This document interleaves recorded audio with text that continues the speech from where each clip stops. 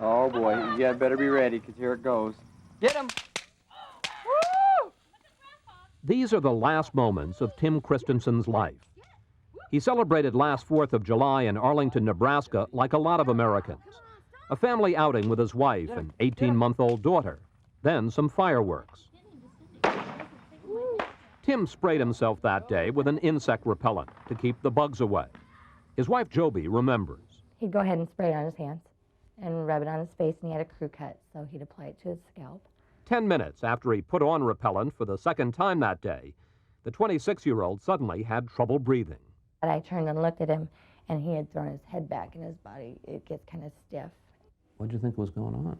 I wasn't sure, but his brother was just finishing up paramedic training. And when Tommy called for his medic bag and said they didn't have pulse. Within a half hour of these pictures, Christensen was rushed to the hospital without a pulse. He'd had a seizure, which caused him to choke to death on his food. Ms. Christensen, what killed your husband? The chemical DEET that is used in bug repellents. And that's what the coroner found, listing the cause of death as toxicity to DEET that resulted in a seizure. Insect repellents are a $50 million a year industry, and 97% of all repellents, including such best-selling brands as Off, Cutter, and Repel, contain a little-known chemical called DEET. But there is growing concern among some experts that DEET can cause serious health problems, especially in children. The military developed DEET with the U.S. Department of Agriculture in the early 50s to protect soldiers against insects. DEET doesn't kill insects, it repels them. The problem is, it can also be absorbed through the skin or inhaled, which some studies have shown can affect the nervous system. This product has gone through a battery of tests and has been tested in the real world. Ralph Engel is president of the Chemical Specialties Manufacturers Association, which represents the makers of insect repellents. How safe is DEET? Very safe. There are 200 million people in this country that use DEET safely and successfully annually. Still, over the years, scattered reports of problems have surfaced. During the 70s and early 80s, 7 children suffered brain disorders after applications of DEET, including 3 who died. In the mid-80s, workers at the Everglades National Park suffered rashes, dizziness, and numbness of the lips after repeated exposure to DEET. But the battle over safety got going only after a recent outbreak of Lyme disease in the Northeast, when makers of insect repellents began marketing higher concentration DEET to protect against ticks that carry the disease. The concentration of DEET is listed on the product. For instance, 33% DEET means 1/3 of the solution is DEET. He's not really the same child. Nanette Harrison is talking about her son Elijah, who developed seizures in 1989 when he was 8. She says she sprayed him once a day for 2 days with 25% DEET. The next day he got sick.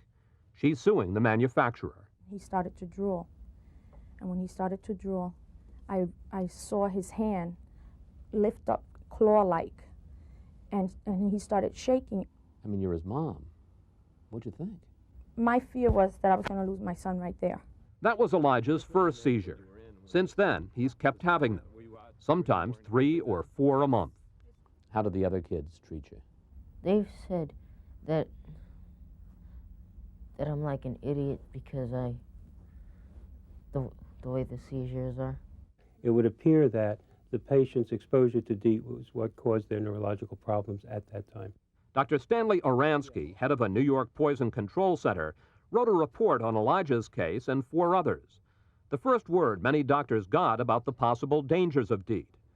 But Oransky says he still doesn't know why some people get sick while most don't. We don't know that it's the concentration. We don't know whether it's the time of exposure, whether it's the patient's own makeup that has something to do with it, whether it's the amount and whether it's dose-related, or whether there are other factors. In the battle over DEET, the state government here in Albany, New York, has become ground zero. Health officials became so concerned about safety issues that they banned any products with concentrations of more than 30% DEET. But then the makers of insect repellents started fighting back. We didn't think it was appropriate to ban the use of DEET at any concentration. The chemical industry sued to overturn the 1992 ban, setting off a 3-year court battle. Were you at all worried that if this ban went into effect in New York, it could spread to other states around the country? Worried isn't perhaps the right word, but concerned. Those concerns deepened when last February, New York's highest court upheld the ban, noting the state had relied on 44 scientific studies to conclude that possible detrimental side effects from the human use of high-concentration DEET products outweigh possible benefits. Good luck, Governor. Thank you. This is a great So the industry moved the battle over DEET from the courthouse to the State House, where George Pataki, a critic of government regulation, had just become governor. DEET is big business. New York Assemblyman Richard Brodsky is chairman of the Committee on Environmental Conservation. He says lobbyists for the chemical industry put on the pressure. They were smart enough to go not to the public health officials, but right to the guy who was the regulatory reform guy for the Pataki administration. He's talking about Bob King, a Pataki appointee charged with reducing government regulations. On February 17th, King met with industry lobbyists. On March 1st, he wrote this letter to state health officials, saying, "I would strongly urge you to re-examine the ban." On March 17th, the state health commissioner concluded the ban should be repealed based on new scientific information. The Pataki administration says it rescinded the ban based on new scientific information. Isn't that legitimate? Well, that's a hoot, because what they had was the application of high concentration DEET to 4 people for a couple of hours in a study paid for by the chemical industry. They held that up as a reason to overturn 44 public health studies, and to do so on an emergency basis. You seem to be suggesting that this was more a political decision than it was a public health decision. Oh, I think it's clear. That was a 3-year process, and it was turned around in 3 weeks. I felt the evidence just was not there. Barbara DeBuono is Pataki's new health commissioner, who approved repealing the ban. The governor's office wouldn't let us talk with regulatory reform director Bob King. But DeBuono said politics had nothing to do with the quick turnaround. I work pretty fast. You're saying that you were the one in the state government who pushed for repealing the ban. I'm the one who made the decision. I asked you, were you the one who pushed for repealing the ban? What I'm saying is I'm the one who made the decision. And DeBuono said she had good reason for overturning the ban, based on that new information that higher concentration DEET may be more effective in repelling ticks. This is a company study. That's A correct. study done by an employee, a researcher. That's correct. And I fully recognize some of the caveats and some of the limitations of that. When we continued to press DeBuono about whether there should be a limit on DEET, she ended the interview. I think there is a need for careful, judicious, and very cautious use of this product. Commissioner, why? At all levels. That's the point. I've got to close this because I Commissioner, I got two came more out of a questions. meeting. I came out of a meeting, and I Why do is need it even the U.S. military think that there should be... We wanted to ask the commissioner why the U.S. military now supplies soldiers with no more than 33% DEET, and why the American Academy of Pediatrics says children under 5 should be given only 10% DEET. While DeBuono wouldn't answer, the chemical manufacturers did, insisting there's no risk even from 100% DEET. Not 100% DEET can be used safely and effectively when it's used as directed. By everyone? By everyone. Adults? Adults, Children? children. But don't tell that to the family of Faye Davis. Back in 1992, when Faye was 3, her mother Joanne says she sprayed her once a day for 5 days with a widely used repellent that she didn't realize contained 100% DEET. 2 days later, Faye had a seizure. Her eyes rolled up in her head. Her arms got all stiff. What did you think? I thought she was going to die. Mrs. Davis, a registered nurse, revived her child with CPR. Faye's doctor pointed to DEET as a possible cause of her seizure. Hudson Valley Poison Center. If DEET is so dangerous, industry officials ask, then why have so few incidents been reported? They point to a study of calls made to poison control centers between 1985 and 89. Only 19 cases of serious reactions to DEET were reported. But critics say many cases go unreported because doctors don't make the connection to DEET. Are you satisfied that you know about all the cases? I believe that I've seen most of the cases. I can't tell you whether I've seen every one. Have you ever heard of Tim Christensen? No, I have not.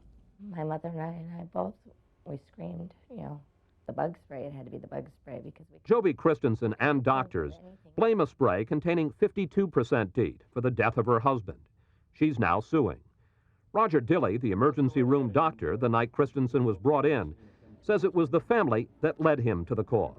Would it ever have occurred to you that insect repellent might be responsible? Nope, never seen that before. Did you report this case to poison control? I doubt it. I really don't recall right offhand. We checked. The doctor never reported it. In the last year, DEET has also been investigated as a possible cause of the mysterious ailments known as Gulf War syndrome. A possible link was first uncovered by James Moss, an Agriculture Department researcher, who was looking for better ways to kill cockroaches. DEET mixed with certain other chemicals is more toxic than it would normally be by itself. Soldiers in the Gulf were exposed to 2 of those chemicals, as well as DEET. Moss found the combination made DEET up to 7 times more toxic. Do you think that DEET played some role in some soldiers getting sick in the Gulf? I think it's a strong possibility. Remember, the USDA was familiar with DEET. It helped develop the repellent to protect soldiers. But when Moss told his bosses about his findings, he was surprised by their reaction. I was told to stop the research and not talk about it outside of the lab. Any reason given? Any justification? Fear of adverse publicity, fear of lawsuits. My personal opinion is the fact that it was developed in that lab 40 years ago may have had something to do with it, too. A USDA spokesman says Moss was conducting unauthorized research. When his contract expired, he was let go. Since then, his work has been backed up by Duke University experiments on chickens, and the Pentagon will now conduct its own study. But the biggest question about DEET is not what happened in the Persian Gulf, but what to do with products you can buy in your drugstore. The instruction labels are approved by the Environmental Protection Agency, which says DEET is safe in all concentrations. But the labels don't tell consumers how often to apply it, where the children may be most at risk. And the agency has never tested the safety of DEET for itself. What you end up with, then, is a sharp difference of opinion about how insect repellents should be used. I've got some 100% DEET here.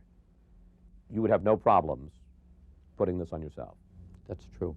You'd have no problems putting this on a child or a grandchild. My child or grandchild, as long as I use it as directed. Would I use it? I think I would use it, but again, on the clothing, not on the skin directly. You wouldn't put it at all on your skin directly? I prefer not. I would just be very careful in my utilization of the material completely.